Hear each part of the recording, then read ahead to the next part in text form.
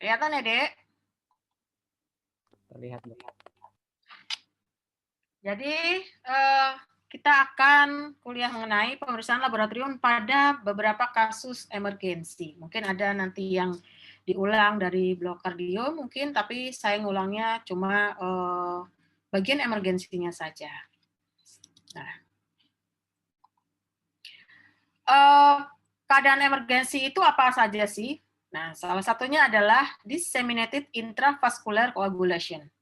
Mungkin ini juga sudah disinggung di blok hematoimuno ya.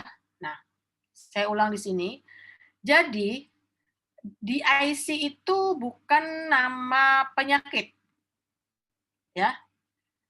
Jadi dia is not a disease or symptom, bukan nama penyakit maupun simptom, tapi ini suatu sindrom, ya, acquired syndrome yang ditandai dengan aktivasi koagulasi intravaskuler yang menyeluruh. Makanya namanya disseminated intravascular coagulation.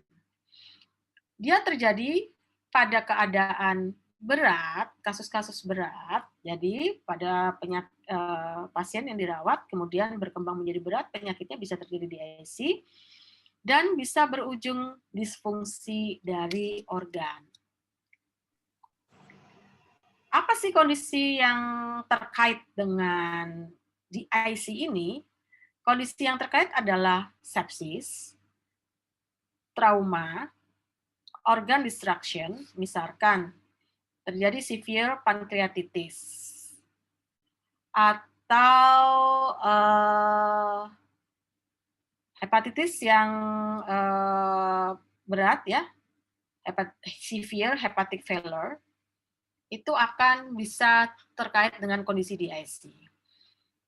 Kemudian obstetric calamities, yaitu kondisi-kondisi obstetrik seperti solusio plasenta, emboli dari cairan amnion, pada kasus-kasus keganasan, misalkan pada sulit tumor, myeloproliferative disease, lymphoproliferative disorder, misalkan pada leukemia, ya.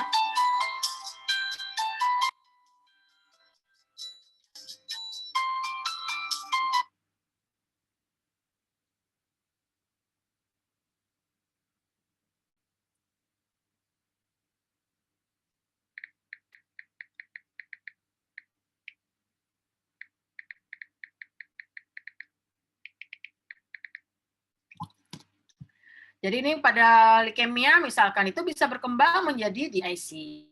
Pada solid tumor juga bisa berkembang menjadi DIC. Kemudian ada vascular abnormalities ya. Jadi ada abnormalitas vaskular bisa juga menjadi DIC.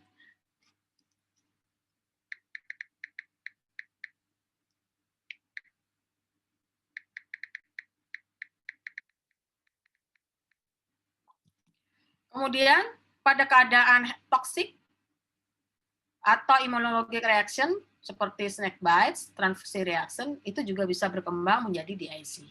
Jadi ini beberapa kondisi yang bisa terkait dengan DIC. Nah, apa sih yang terjadi pada DIC? Kalau pada DIC, maka karena terjadi aktivasi koagulasi intravaskuler, maka ya jadi terjadi activating substance ya, activating substance yang memicu aktivasi koagulasi vaskuler, intravaskuler, sehingga terbentuk fibrin, ya, terbentuk fibrin, ya, terbentuk fibrin. Kalau dia aktivasi koagulasinya itu masif ya, disseminated, maka dia akan mengkonsumsi banyak faktor koagulasi dan platelet. Sehingga apa yang terjadi? Sehingga yang terjadi adalah penurunan. Yang terjadi adalah penurunan repletion dari faktor koagulasi maupun platelet. Nah, kalau terjadi penurunan repletion ini ya, kalau terjadi konsumsi kepake, itu nanti bisa decompensated. Kalau decompensated berarti nanti dia masih nggak apa-apa. Kalau decompensated, ya, kalau terjadi decompensated, maka yang terjadi adalah trombositopenia dan defisiensi dari faktor koagulasi. Sehingga akan terjadi hemostatic failure. Ya. Kalau terjadi intravaskular koagulasi, terjadi pembentukan fibrin, maka harusnya pasti akan terbentuk fibrinolisis. Ya, fibrinolisis, dan ini berperan, harusnya di sini nih, dipotong dan fibrinolisis. Nah, kalau terjadi intravascular fibrin formation, bisa terjadi occlusion. Ya, kalau terjadi fibrin menyeluruh, terjadi occlusion. Nah, kalau terjadi aktivasi koagulasi, pasti akan terbentuk FDP, faktor degradation, fibrin degradation product. Dalam hal ini, kalau dia aktivasi koagulasi fibrin degradation product dari pemecahan fibrinolisis, bukan fibrinogenolysis, maka yang dapat kita lihat adalah dari D-dimernya, ya. Jadi fibrin yang cross-link. Nah, ya, dari sini nanti kita berarti nanti D-dimernya akan meningkat. Trombositopenia berarti dia menurun, faktor koagulasi menurun, maka kalau kita melakukan pemeriksaan PT, dia akan memanjang. Ya. Karena kenapa kita pakainya PT? Karena yang paling cepat kurang faktornya di dalam darah tepi adalah faktor 7. Nah, faktor 7 ini paling cepat hilang karena waktu paruhnya cepat. Dan faktor 7 ini termasuk dalam jalur ekstrinsik, sehingga kita periksanya adalah PT. Ya. Oke. Di sini kemudian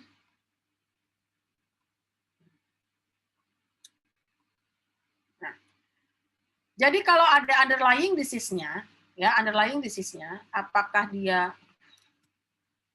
kalau ada underlying disease-nya, ya, sepsis atau extensive tissue injury, maka dia akan mengeluarkan sitokin proinflamasi. Apa yang dilakukan oleh sitokin? Yang dilakukan adalah aktivasi koagulasi sistem oleh tisu faktor. Tisu faktor berarti di sini jalurnya.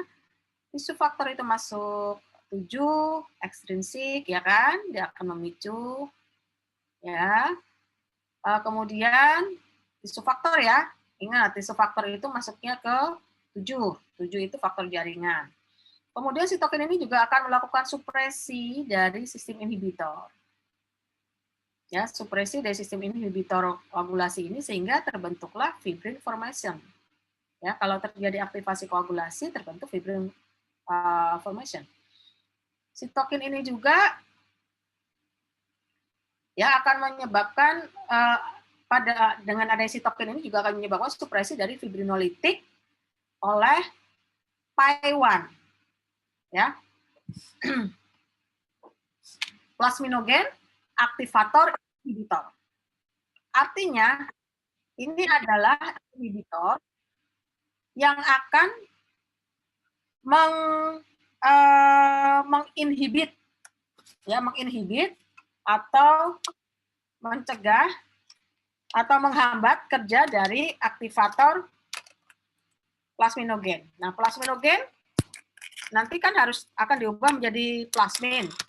Dan plasmin itu nanti yang akan memecah fibrin. Ya, kedengeran ya, Dek? Jadi, sitokin ini akan mensupresi fibrinolitik. Harusnya ada fibrinolitik kan kalau terjadi aktivasi koagulasi. Tetapi karena adanya PAI1, plasminogen aktivator inhibitor, maka dia tidak akan meremove fibrin dengan baik sehingga terjadi disposisi fibrin, penimbunan fibrin, terjadi organ failure. Ya, ini patofisiologi dari DIC sehingga terjadi organ failure. Ada pertanyaan sampai sini? Oke, kalau tidak, saya lanjut.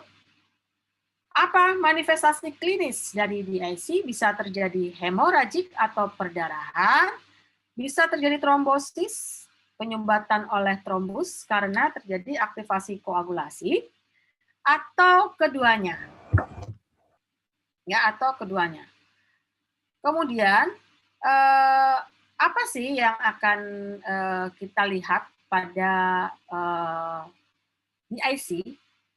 Pada DIC bisa terjadi decrease platelet count yang tadi deh ya, kalau dia terkonsum, dia tidak dekompensasi, ya dekompensasi atau dekompensasinya sebagian, incomplete kompensasinya, maka terjadi penurunan jumlah platelet.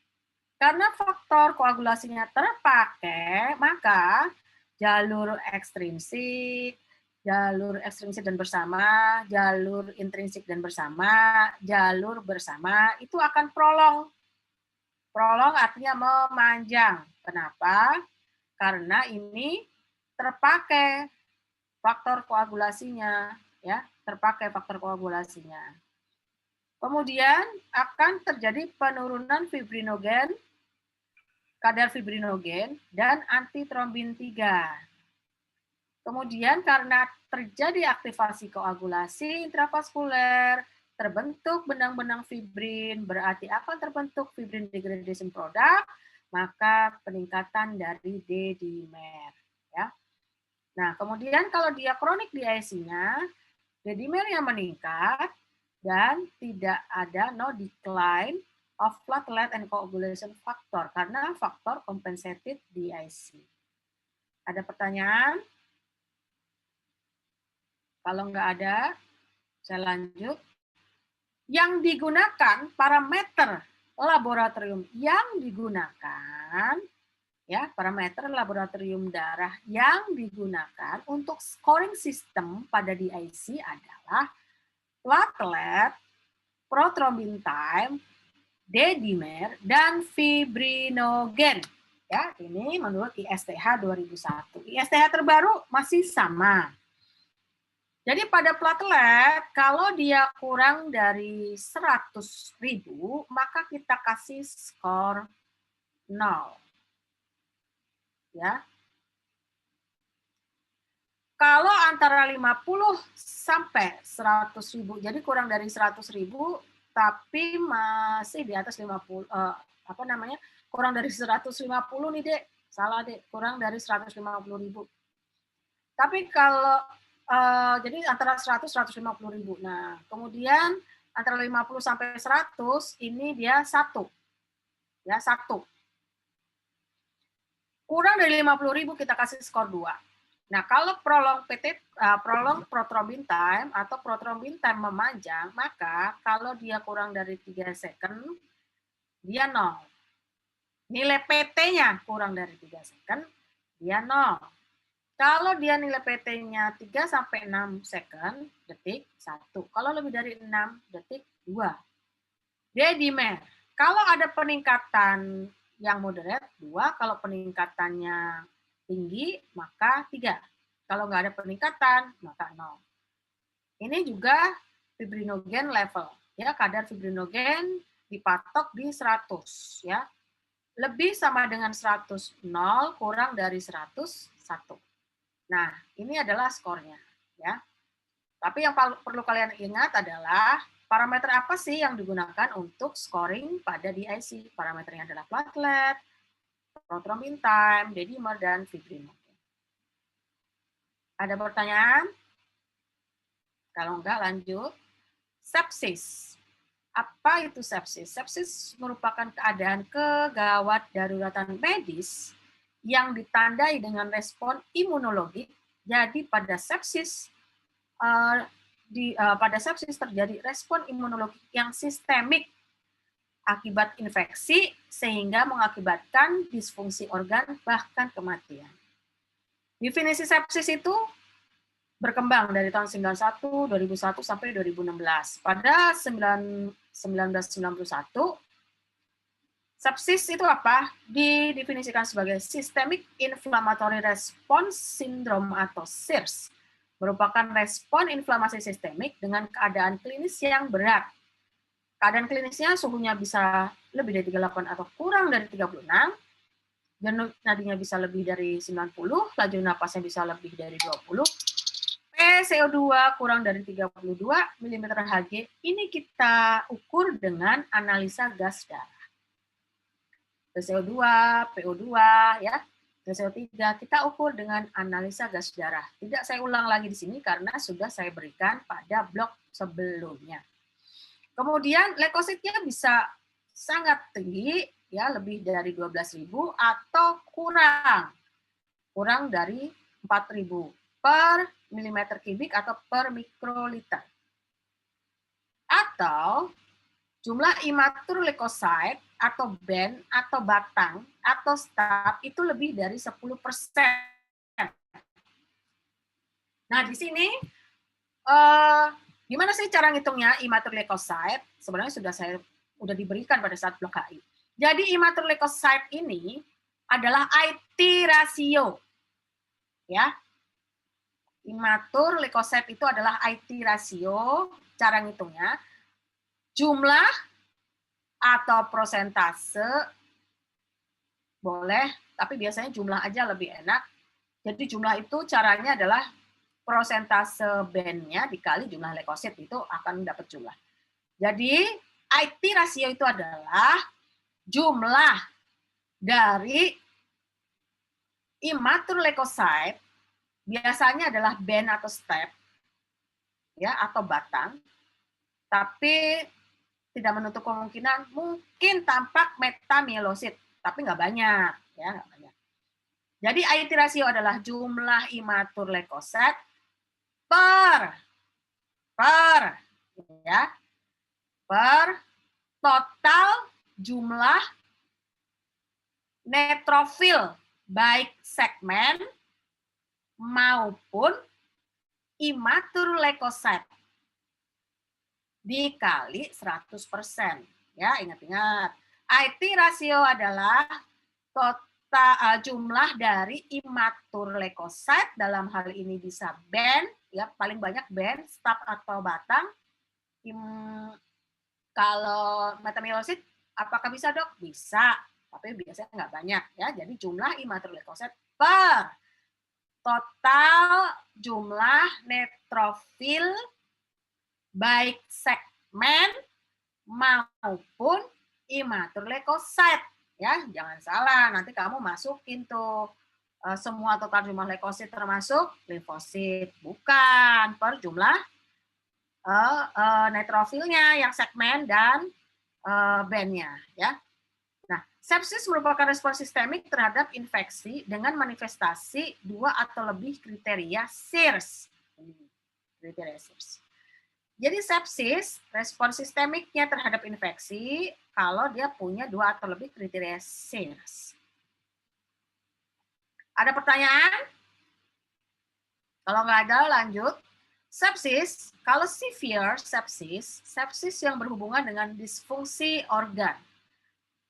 Kalau sudah ada disfungsi organ, biasanya ada hipoperfusi, ada hipotensi, ada asidosis laktat, ada oligouria, ada perubahan status mental, sehingga untuk melihat secara laboratorik kita perlu analisa gas darah.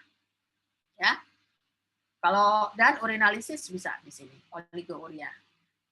Shock sepsis adalah sepsis yang disebabkan oleh hipotensi meskipun dilakukan resusitasi cairan yang adekuat. Dan biasanya ada gangguan perfusi, asidosis laktat, oligouria, dan perubahan mental. Ini tahun 91. Kemudian tahun 2001, maka sepsis harus ada bukti infeksi atau dugaan infeksi. Harus ada buktinya. Berarti pakai bukti adanya infeksi. Bukti adanya infeksi yang baku emas untuk menentukan bukti adanya infeksi adalah kalau namanya sepsis, maka kita akan menemukan kuman di dalam darah. Sehingga buktinya adalah kultur darah. Ya, kita melakukan pemeriksaan kultur darah berarti buktinya kultur darah positif. Ya. disertai kriteria ini. Jadi kultur darah adalah baku emas pemeriksaan untuk sepsis. Ya, baku emasnya.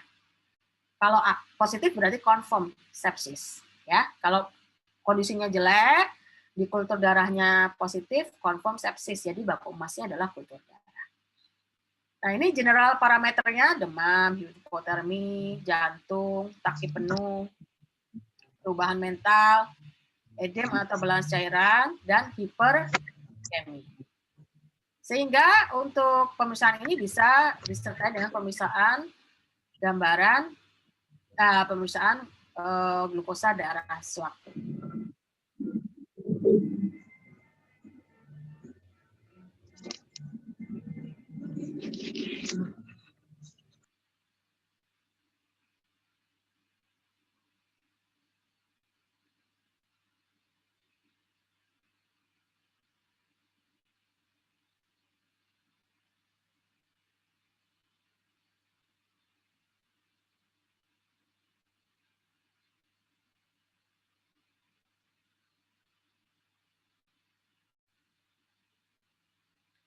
Yang dimatikan itu adalah mikrofonnya, Dek. Kamera dinyalakan. Jangan dibalik. Kameranya kamu matikan, mikrofonnya kamu nyalakan. Ya, saya ulangi lagi. Jadi ini adalah general parameter dan ada bukti adanya infeksi. Kemudian selain itu juga general parameternya adanya inflammatory parameters. Apakah itu leukositosis lebih dari 12.000 per mikroliter atau leukopenia kurang dari 4.000 per mikroliter, jumlah leukosit normal dengan imatroform lebih dari 10%, ya, jadi imatroformnya lebih dari 10%, maksudnya kalau jumlah leukositnya normal, imatroformnya bisa lebih dari 10%. Caranya tadi ya, jumlah yang imatur berapa per jumlah segmen neutrofil plus imatur. Ya. Kemudian CRP lebih dari 2 standar deviasi di atas nilai rujukan. Jadi kalau nilai rujukannya misalkan 5, nah dia biasanya CRP-nya bisa di 10 atau 15, ya. Ya, bisa di 10 atau 15. Nah, itu penanda kemungkinan sepsis, ya. Itu adalah inflammatory parameter. Kemudian prokalsitonin lebih dari 2 SD di atas nilai rujukan. Kemudian yang kita lihat lagi adalah hemodinamik parameter. Nah, hemodinamik parameter itu bisa hipotensi, bisa mean arterial pressure, pasti sudah diajarin ya oleh dokter anestesi bagaimana cara mengukur mean arterial pressure. Kemudian parameter disfungsi organ. Nah, ini yang bisa kita lihat dengan pemeriksaan laboratorium, yaitu PO2. Pemeriksaan PO2. Tapi karena pemeriksaan PO2 sendiri nggak bisa, cuma satu doang nggak bisa, tapi biasanya kita pemeriksaan analisa gas darah. Tapi dari analisa gas darah, parameter apa yang menandakan disfungsi organ? PO2. Ya, sehingga kalau sekarang sekarang COVID-19, kalau pasiennya memburuk, maka kita melihat PO2-nya. Kalau PO2-nya sangat rendah, maka dia disfungsi organ, kemungkinan ada disfungsi organ.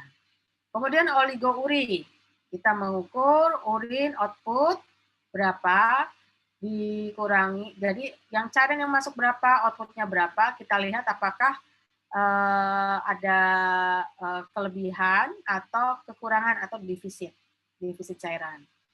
Kemudian peningkatan kreatinin lebih dari 1,5 mg per desiliter. Kemudian hemodinamik lainnya adalah gangguan koagulasi seperti PT, APTT bisa kita lihat atau INR ya. Bisa kita lihat di sini INR lebih dari 1,5, APTT bisa lebih dari 60 detik ya. Kemudian trombositopenia kurang dari 100.000 dan hiperbilirubinemia. Hiperbilirubinemia lebih dari 4, total bilirubin lebih dari 4 mg per desiliter. Setelah itu parameter perfusi organ. Jadi tadi ada general parameter, ada inflammatory parameter, ada hemodinamik parameter, ada parameter perfusi organ. Ya, itu adalah hiperlaktat, sehingga kita bisa memeriksa laktat, asam laktat. Nah, kemudian pada tahun 2016 didefinisikan bahwa sepsis adalah disfungsi organ yang mengancam jiwa yang disebabkan respon tubuh terhadap infeksi atau a life-threatening organ dysfunction caused by dysregulated host response to infection. Jadi karena adanya respon penjamu terhadap infeksi yang menyebabkan yang mengancam nyawa dan menyebabkan disfungsi organ, itu adalah sepsis. Jadi kriteria klinis sepsis dibuatlah Quick-SOFA, ya. Sequential Organ Failure Assessment, ya, Quick-SOFA, Sequential Organ Failure Assessment atau Spatial Organ Failure Assessment, SOFA. Kriteria kliniknya adalah ada bukti atau dugaan infeksi dan peningkatan akut dari lebih 2 kriteria SOFA, ya. Sekali lagi untuk tahu bukti infeksi adalah menggunakan baku emasnya adalah kultur darah. Nah, kemudian dibuatlah Quick-SOFA, menilai adanya infeksi pada pasien yang sebelumnya tidak diduga infeksi. Quick-SOFA-nya apa? GCS kurang dari 15, tekanan sistol kurang dari 100, RR lebih dari 22. Ini Quick-SOFA. Ya. Kemudian berdasarkan kriteria tahun 2016, shock septic juga didiagnosis dengan keadaan klinis sepsis disertai hipotensi menetap. Kemudian peningkatan MAP, kadar laktat juga meningkat, walaupun mendapatkan resusitasi yang adekuat. Nah, secara lengkap, skor SOFA, sepsis related organ failure, sepsis related organ failure, SOFA. Sepsis related organ failure. Nah, parameternya adalah respirasi, koagulasi, hepar, kardiovaskuler, SSP, dan ginjal. Ya, balik lagi. Ada 6 respirasi, kita ambil adalah PO2-nya menurut skor SOFA. Jadi kalau kita ingin men-skor sepsis dengan gangguan organ failure akibat sepsis dengan skor SOFA dari 2016 ini, maka parameter yang digunakan adalah PO2 sebagai parameter respirasi, kemudian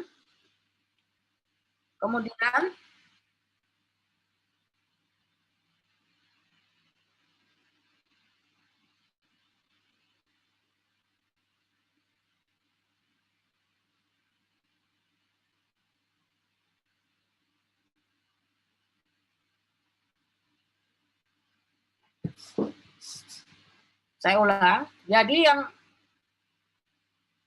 halo? Halo? Ada yang merekam?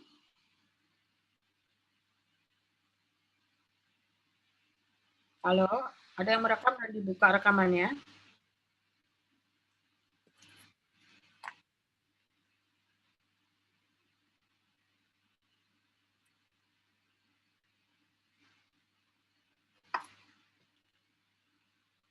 Baik, saya ulang. Jadi skor SOFA, parameternya, kalau kita mau menggunakan skor SOFA, maka secara laboratorium apa saja sih yang akan kita periksa? Respirasi adalah PO2. Ya. PO2 berarti dengan analisa gas darah.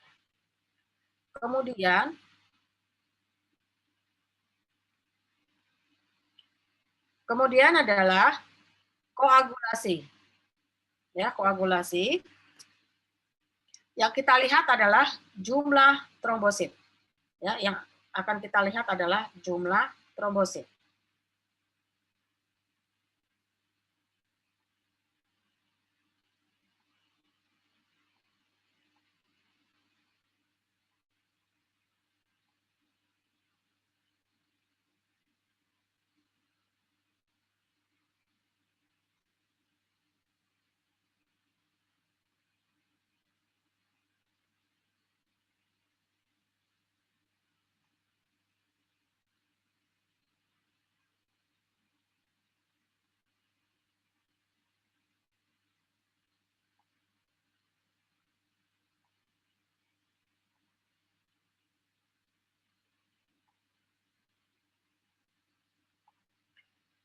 Saya ulang.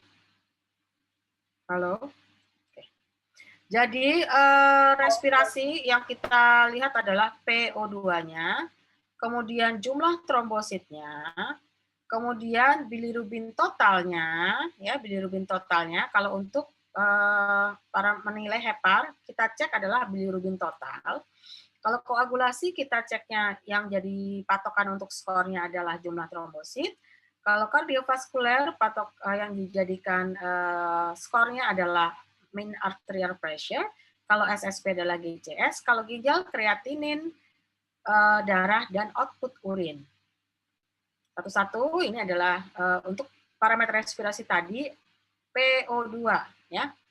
Ini adalah skornya 0 sampai 4 ya. Ini nice to know aja. Kalian tahu skor 0 sampai 4. Nanti kalian akan belajar sendiri pada saat masuk ke bagian anestesi atau masuk ke ICU, kalian harus tahu ini skornya ya. Kemudian koagulasi jumlah trombosit. Nah, semakin ada jumlah trombosit, skornya semakin besar. Ya, kalau dia 0, skornya lebih sama dengan 150.000. Kurang dari 150.000 masih 100, itu skornya 1. Kurang dari 100 sampai 50 skornya 2. Kurang dari 50 itu skornya 3. Ya. Nah, kemudian hepar. Hepar bilirubin total. Ini adalah skornya. Skor dari bilirubinnya ya.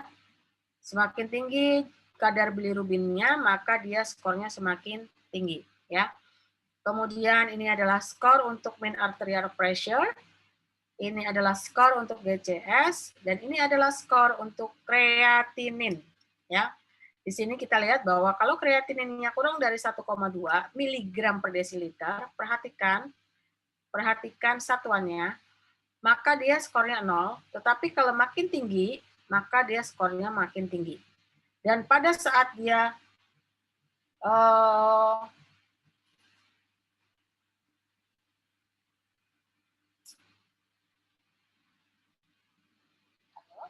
halo, Waalaikumsalam. Ya. Mbak Tia, sini Mary. Oh iya, kenapa? Mbak, aku kan mau sorry. Oke.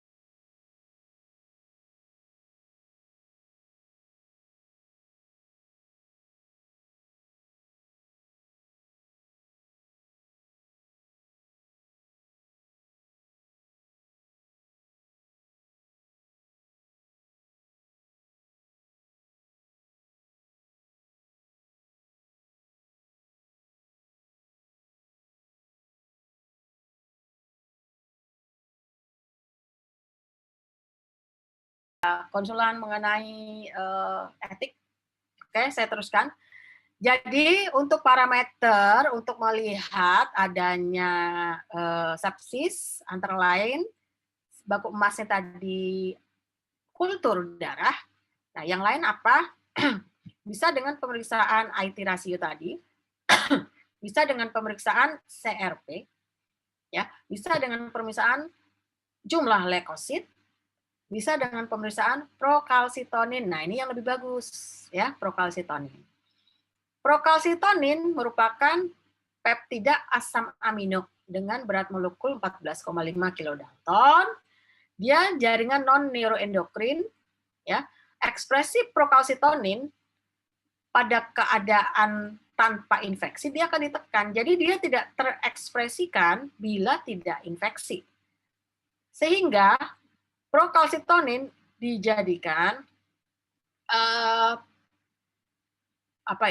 dijadikan pemeriksaan yang istilahnya pendamping lah dari kultur, ya. Kalau misalkan tidak bisa dilakukan kultur, kita lihat dari prokalsitoninnya. Tapi baku emasnya tetap kultur, bukan prokalsitonin.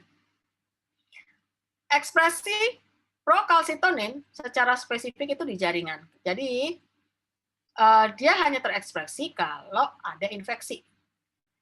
Jangan lupa jaringan tiroid juga mengekspresikan prokalsitonin. Nah, jadi kalau dia meningkat bisa jadi ada gangguan di tiroidnya. Infeksi mikroba akan menginduksi peningkatan ekspresi gen KAL1 di seluruh jaringan parenkim dan sel penghasil prokalsitonin.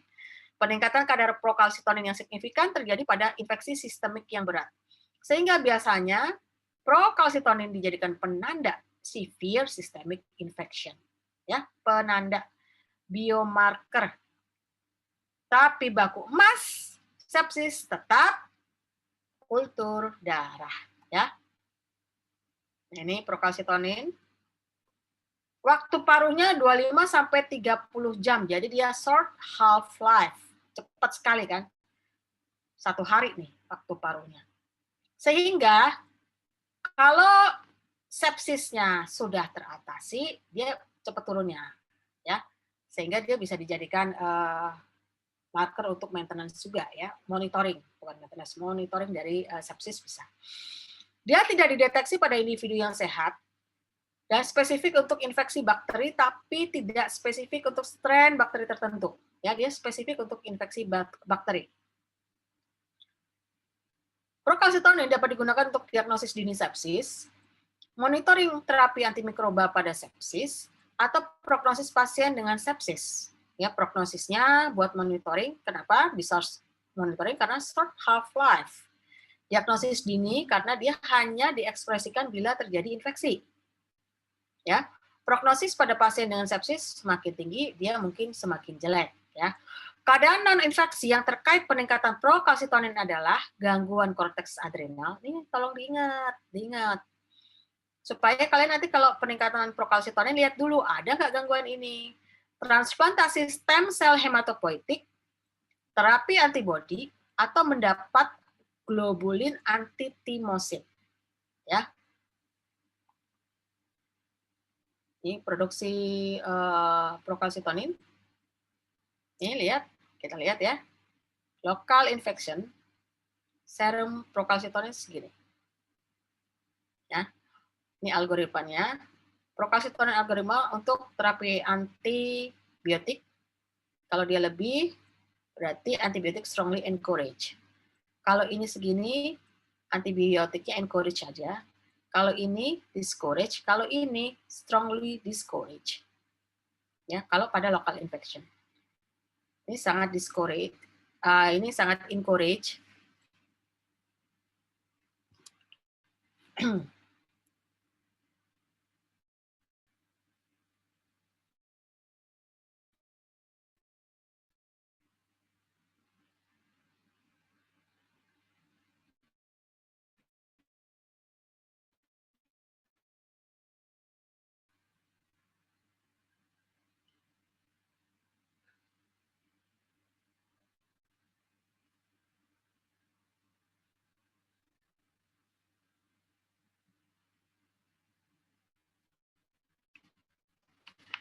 Kalian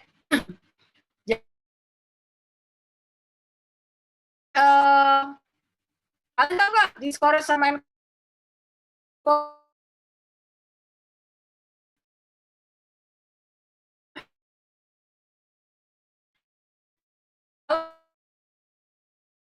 terjadi local infection, ini kalau dia lebih dari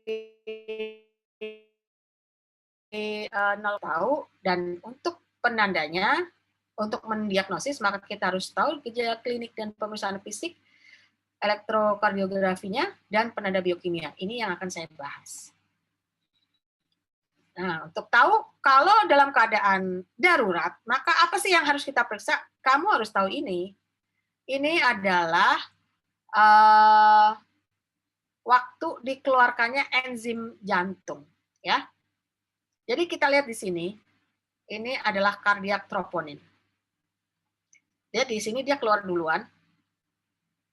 Dia meningkat lebih cepat dibandingkan CKMB. Jadi dia meningkat lebih cepat. Sehingga kalau ada dugaan akut miokardial infarkt, maka kita lakukan adalah cek troponin. Ya, troponin karena dia lebih sensitif dan dia spesifik juga. Setelah itu kan dia masih tetap meningkat nih, meningkat gitu kan. Baru habis itu turun pas hari ke-7 atau seminggu lah, dia di bawah reference limit. Nah, kalau kita melakukan reperfusi, maka kita harus tahu dong, apakah reperfusi kita itu berhasil. Maka yang akan kita lihat adalah enzim yang cepat turunnya. Ya, lihat di sini. Kalau dilakukan reperfusi, dia cepat turun nih di sini. Yang warna merah. Kalau ini no reperfusi ini, reperfusi dia turun langsung. Artinya CKMB inilah yang sebaiknya diperiksa untuk melihat keberhasilan reperfusi. Karena kalau troponinnya yang digunakan, bisa jadi troponinnya masih tinggi. Padahal, nih lihat nih, padahal reperfusinya mungkin dia sudah berhasil. Tetapi kalau kalian periksa troponinnya, dia masih kadarnya masih tinggi. Seolah-olah reperfusinya tidak berhasil. Padahal kalau dilihat dari CKM-nya dia turun. Ya, itu alasan kenapa kalian harus paham mengenai grafik ini. Nah, ini adalah definisi diagnosis SKA. Oke. Saya itu dulu.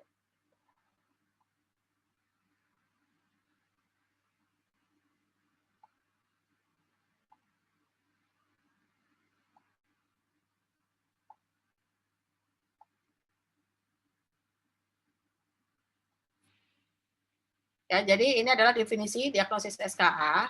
Yang kita lihat adalah kenapa troponin D? Karena dia yang sudah terstandarisasi. Kalau troponin I, dia lebih spesifik, lebih bagus, tetapi standarisasi reagennya yang belum.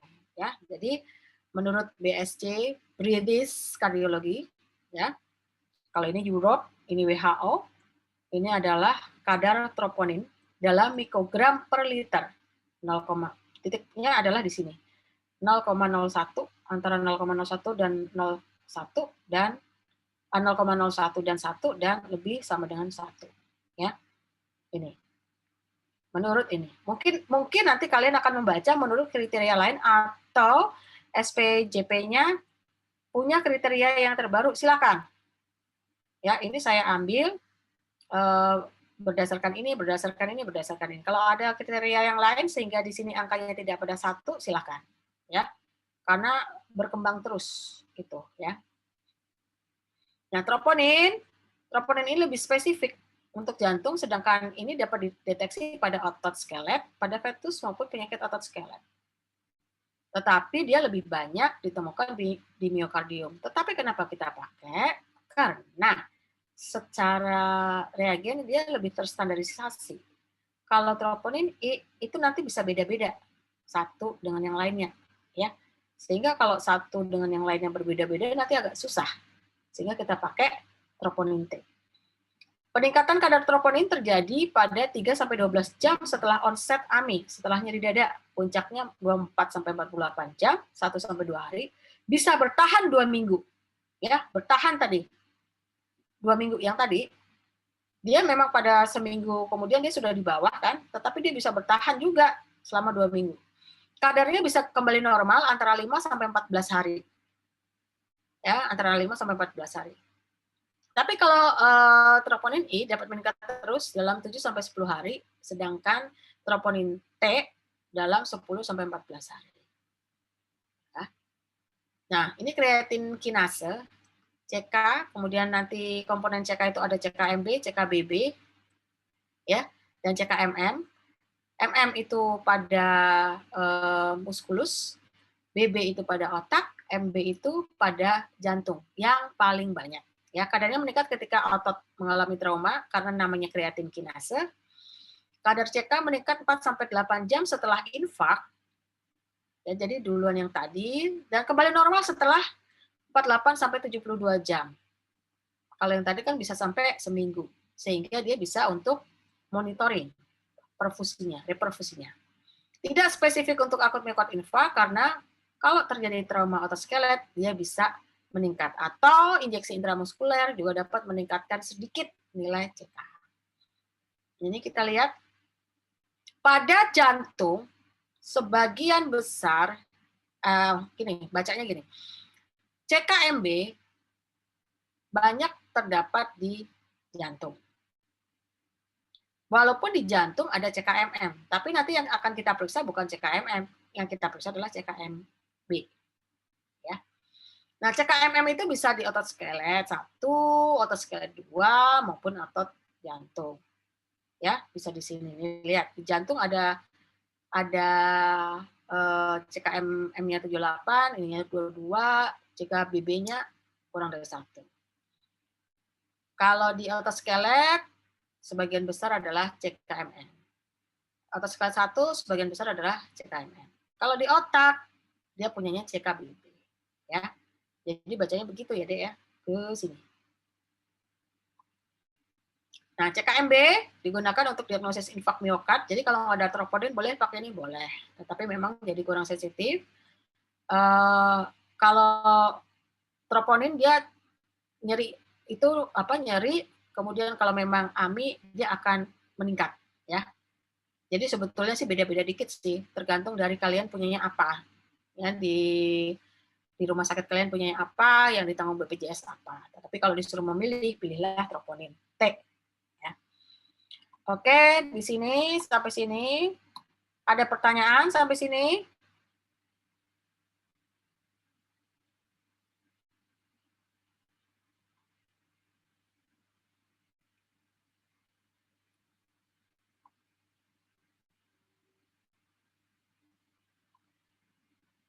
Halo deh, ada pertanyaan sampai sini?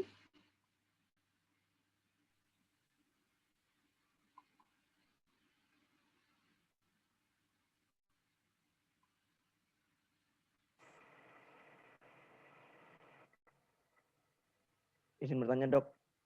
Boleh. Siapa? Perkenalkan, nama saya Ferdian Syukur.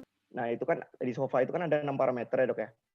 Nah, itu salah satunya saja sudah masuk lebih dari 2 atau total dari parameternya itu sudah bisa dikatakan sepsis, Dok? Oke, kita lihat. Saya lagi.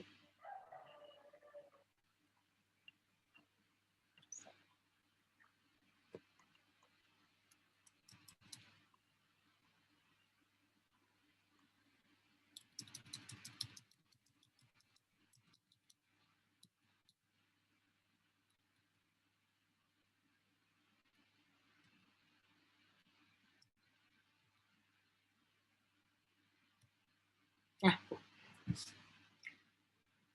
jadi kriteria klinis sepsis menurut 2016 ada bukti atau dugaan infeksi, ada kulturnya, dan peningkatan akut dari lebih sama dengan 2. Artinya, ya, skor SOFA ini, kalau dia lebih atau sama dengan 2, ini kan ada banyak nih, ya kan? Dia lebih atau sama dengan 2, jadi cuma 2 doang, atau lebih, itu bisa dikatakan sepsis. Ya, itu bisa dikatakan sepsis. Jadi dia bisa lebih dari 2 atau sama dengan 2, cuma 2 doang, itu bisa dikatakan sepsis. Tetapi kalau kadang-kadang kan kita belum sempat nih kita periksa-periksa tuh. Nah, kita dibuatlah quick SOFA. Quick SOFA menilai adanya infeksi pada pasien sebelum yang sebelumnya tidak diduga infeksi, tapi dia belum sempat diperiksa ini nih, macam-macam nih. Ini kan periksanya macam-macam nih kriteria ini. Nah, sebelum diperiksa macam-macam ini, kamu mau menilai dengan quick SOFA, maka kriterianya adalah GCS, tekanan sistol, dan RR. Kalau ini mah harus semuanya dapat. Ya, quick SOFA. Dia memenuhi semua kriteria ini. Kalau ragu-ragu, ya kita harus mengasesmen dengan SOFA. Kita lihat. Ya, kita lihat apakah ada bukti dia terinfeksi, kultur darahnya. Biasanya kalau sudah terbukti dia kultur darahnya positif, ininya cuma dapat 1 misalkan ya, kultur darahnya positif, ininya kita cuma dapat 1. Ya, ini dapat 1. Biasanya dokter akan waspada bahwa dia adalah sepsis karena kultur darahnya positif. Ya. Nah, tapi biasanya sih kalau sudah kultur darahnya positif, ini biasanya dapat tuh 2 tuh. PeCO2-nya, PO2-nya maupun ini. Ini pasti ada gangguan. Ya, lihat nih. Paling nggak ini skornya 1 kalau ini sekian gitu, atau bisa di sini, atau bisa di sini, atau bisa di sini. Ya, oke Dek. Ini kalau kita pakai skor SOFA ya. Halo, halo. Iya dok. Ya, ini kalau pakai skor SOFA ya. Skor SOFA lengkap ya Dek. Kalau ini quick SOFA.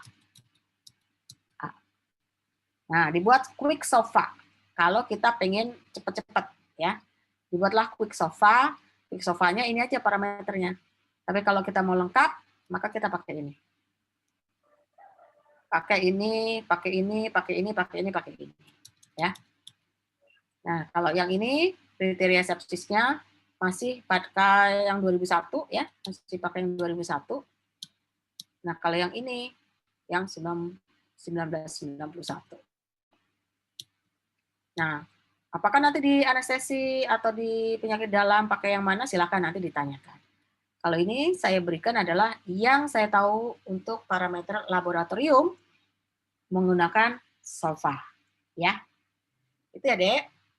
Baik dok, terima kasih dok. Ya, ada lagi yang ingin ditanyakan sebelum nanti kita post test. Nah, post test soalnya ada 10.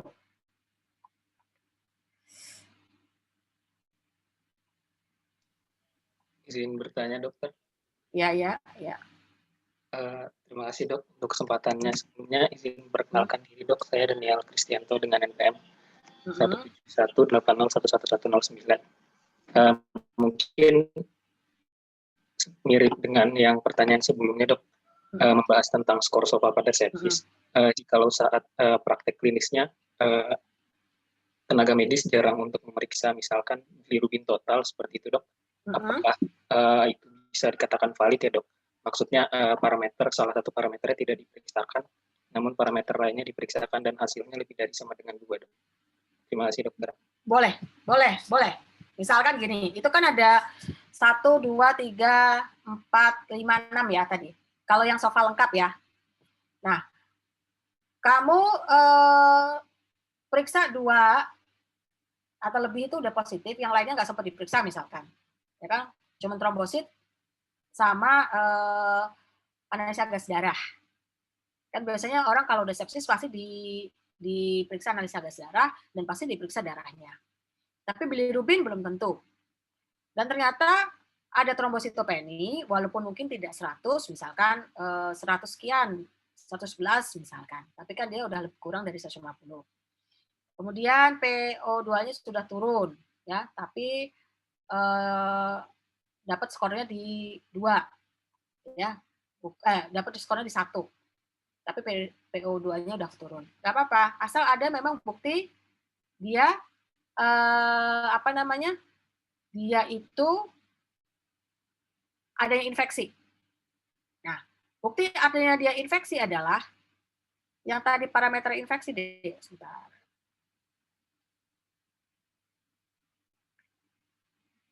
baku emasnya adalah kultur darah. Tetapi,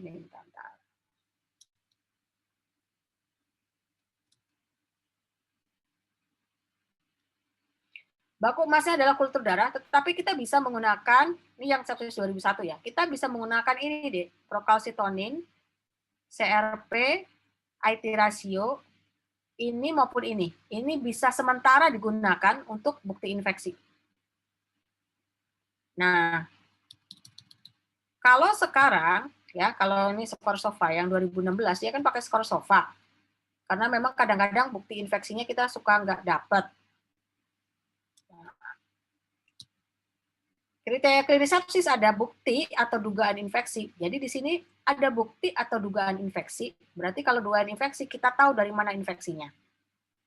Jadi kita menduga nih, oh ini infeksi nih, karena kemarin misalkan ada TB paru miliar misalkan. Atau dia punya ulkus DM. Kan kita tahu nih, wah ini kayak begini, kemungkinan ini dugaan infeksi, atau memang dia punya riwayat itu, maka kita ada dugaan infeksi. Ini dan ya, pakai dan. Atau ada buktinya adalah, misalkan, buktinya baku emasnya adalah, sekali lagi, baku emasnya adalah kultur darah. Itu adalah baku emas bukti sepsis. Tetapi misalkan kultur itu kan lama nih, 5 hari biasanya. Ya, 5 hari kultur darah itu. Tapi kamu pakai procalcitonin. Nah, ini procalcitonin ya. Procalcitonin ini adalah sebetulnya diharapkan bisa sebagai parameter yang kuat kalau hasil penanda atau biomarker yang bagus untuk infeksi sebelum hasil kulturnya keluar. Ya, sebelum hasil kulturnya keluar. Kita cek procalcitonin. Procalcitonin meningkat, kemudian ada tanda SOFA itu 2, ya udah, ini kemungkinan adalah sepsis. Ya. Oke, Dek, ngerti ya, Dek? Jadi kriterianya adalah ada bukti. Ada bukti. Jadi ada bukti bahwa ada infeksi. Ya, ada bukti bahwa ada infeksi.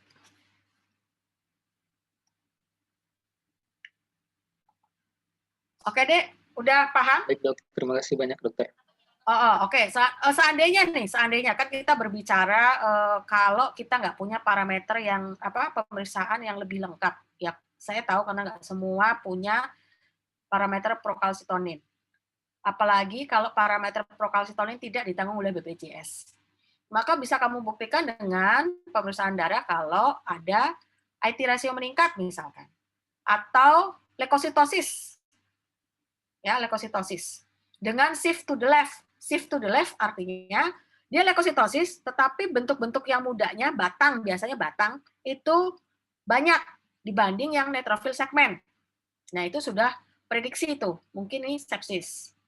Ya, itu adalah dugaan bahwa ini mungkin infeksi. Leukositosis atau leukopenia, tapi dia shift to the left. Shift to the left. Ya, atau kamu juga bisa cek CRP. Kalau CRP sebetulnya sih inflamasi deh. Belum tentu sih. Cuman kamu bisa padukan antara CRP dengan leukosit. Ya, leukosit. Pemeriksaan darah lengkap. Jadi kamu cek sampai DIFCON-nya. Jadi kalau kamu cek sampai DIFCON-nya kan kamu akan kira-kira, nah berarti kan sudah ada dugaan infeksi. Plus parameter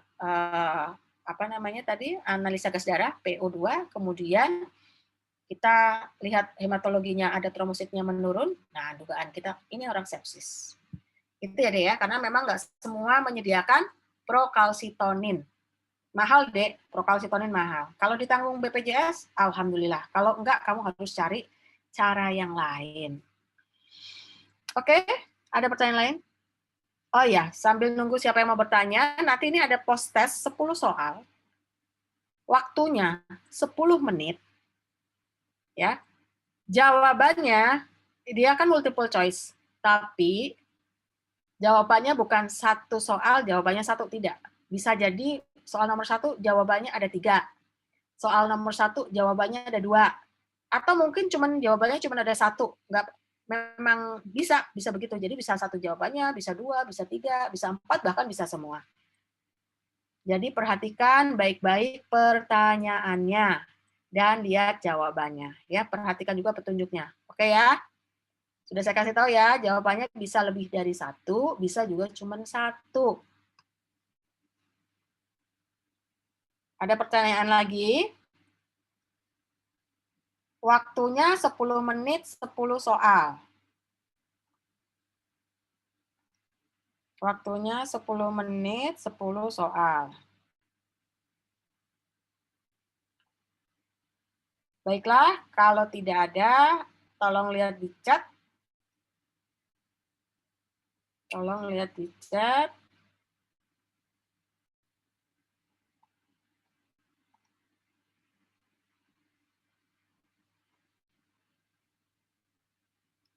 Silakan masuk ke link.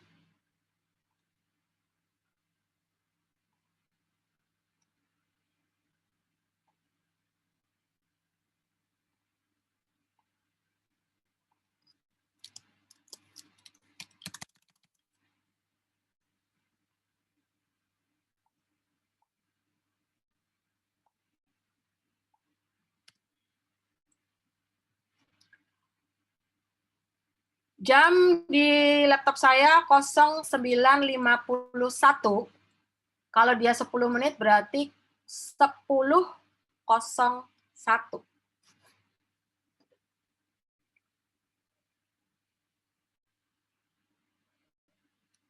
Ya, silakan dikerjakan.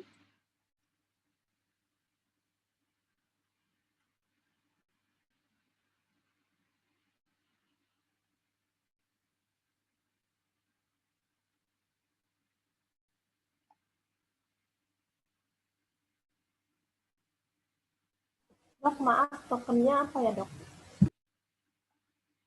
Lah itu loh, Dek. Kan saya sudah kirim di chat. Coba dibaca chatnya. Dok, mohon maaf, Dok. Di saya tokennya nggak bisa, Dok. Iya, Dok. Iya, Dok. Tulisannya must not contain emergency 2020, Dok. Must not contain emergency.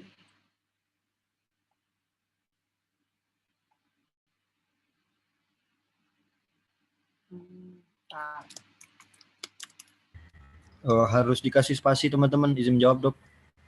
Apa? Ternyata tokennya harus dikasih spasi, Dok. Oh iya. Baru bisa, iya. Dok. Iya.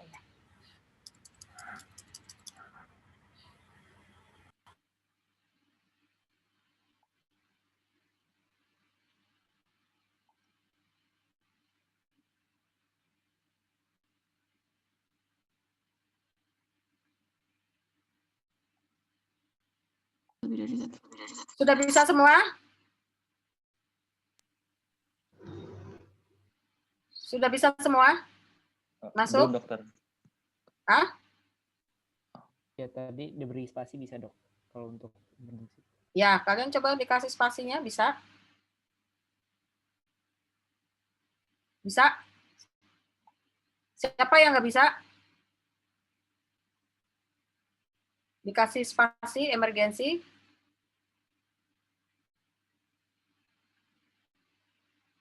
Udah bisa masuk semua?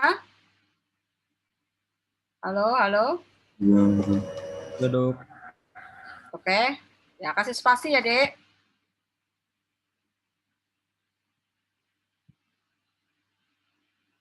Oh iya, dokter, maaf dokter. Ini soalnya nggak bisa lebih jawab dari satu, Dok. Apa? Soalnya nggak bisa lebih jawab dari satu. Harus satu, Dok. Cuma satu, Dok. Iya, Dok. Oke, soalnya sebentar. Sudah saya kasih answer kok. Ya, oke. Ya udah, kalian jawab aja mana yang akan kalian jawab.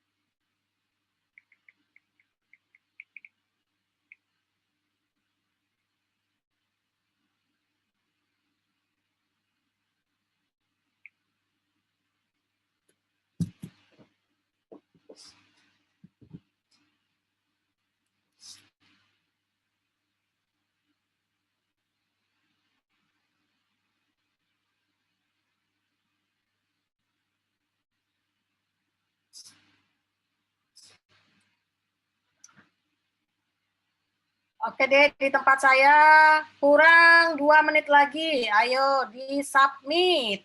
Ya, di-submit.